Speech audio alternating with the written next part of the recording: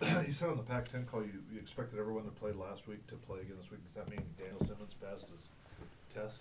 Well, no, he has not. I think between he and he just needs to pass today. But I mean everything looks positive for him. So, but we'll see. There's no guarantees.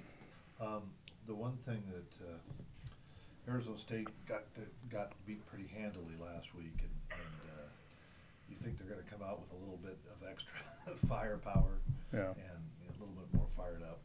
Well, they're a lot better football team, than what happened to them. They gave up. They had some special teams issues that caused them 14 points, um, and their quarterback got knocked out of the game in the second half. And Cal big played them a little bit, and so.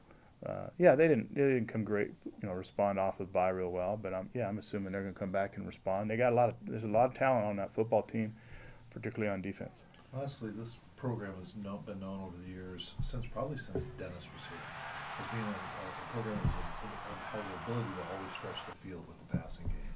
And it seems like it's really returned this year in a big way. Is that just the influence of Marquise Wilson, or is it a bunch of factors? And if so, what are those factors? Well, Marquise has definitely added to that. Jeff Toole has, just getting a little bit older, a little more experience. Uh, Jared Carstetter has as well. So all those guys and the young receivers that we're grooming are going to do that. I want to get back to what I believe we need to do here at Washington State to be successful, and that is to be a very explosive offense. But it isn't only passing. We got to run the ball. We got to have great balance.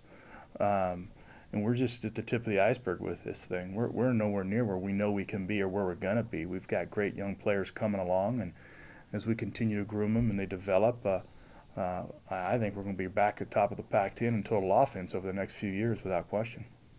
We've got that capability. Coach, how does ASU's quarterback situation affect how you prepare for this week? Well, it can't, and we've talked about that this morning, and we're not really too caught up on who's going to be the quarterback. I think that our belief is that they're going to run their scheme and what they want to do, and so it shouldn't really impact how we approach the game and our philosophy. So they're going to play who they need to play, and they're going to probably run what they are comfortable running X and O wise, and we got to be ready to go play the scheme and go play good football. Coach, Arizona State obviously has some athletes on defense, as you were saying, but it seems like they haven't put a ton of pressure on the quarterback, at least in terms of sack numbers this year, and had a little bit of trouble creating turnovers and stuff. It just seems like there could be some opportunities in this game for you guys to really take advantage of. Well, the statistics, and we've talked about that as well, are a little misleading for them on defense. If you watch their film, they're extremely physical in their defensive line, the most physical defensive line we have faced, period. If they haven't gotten sacks, they have gotten and hit to the quarterback a lot. And so they provide a tremendous amount of pressure, albeit not clean sacks all the time. And some of it has to do with their opponents. Oregon doesn't give up a lot of sacks. Wisconsin doesn't, throw the ball in the sense to give up a lot of sacks. So they haven't had maybe as many opportunities. But they're so physical, and they have great depth in their linebacking core and their defensive line. So they rotate a lot of guys. They play fresh. Their players are fresh, and they play hard. And I think because of the turnovers they have had on their offense, it's put their defense in some very difficult situations at times. And so their defense, I clearly think is one of the best in the league. So they just got excellent size, speed, depth, and so I think the statistics are a little misleading on the quality of their defense right now. In your situation this year, how encouraging has it been the fact that when somebody does go down, it really seems like people are stepping into these roles and kind of running with it. Buchanan, for example, Fullington, and whatnot. Kids are taking advantage of opportunities, it seems like. Well, it goes back to recruiting and bringing in quality players and kids that can come in and help you. And we are asking a lot of guys playing their first year of college football right now, and they're doing a darn good job for their level of experience.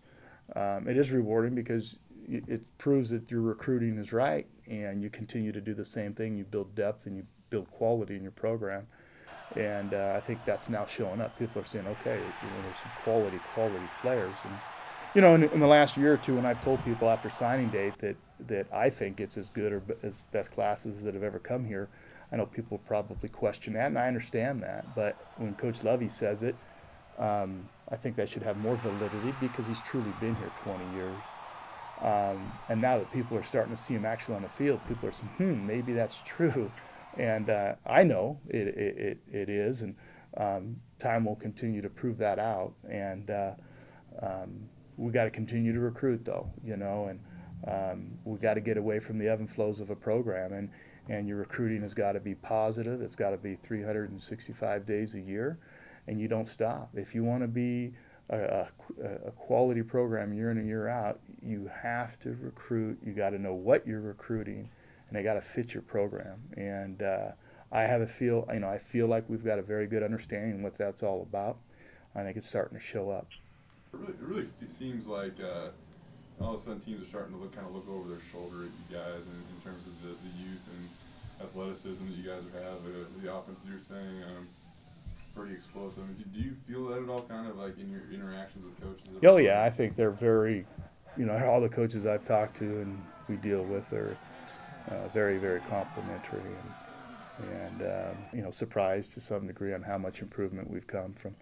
And so I think that's been really positive, and it's nice to have people see that, and all of a sudden, their view of where we're at as a program right now is a lot different than it was, and it's very helpful. It's helpful for our current players, it's helpful for our recruiting, and that's how you build a quality program, is the consistency there, but you got to prove it on the field, and we're starting to show those signs.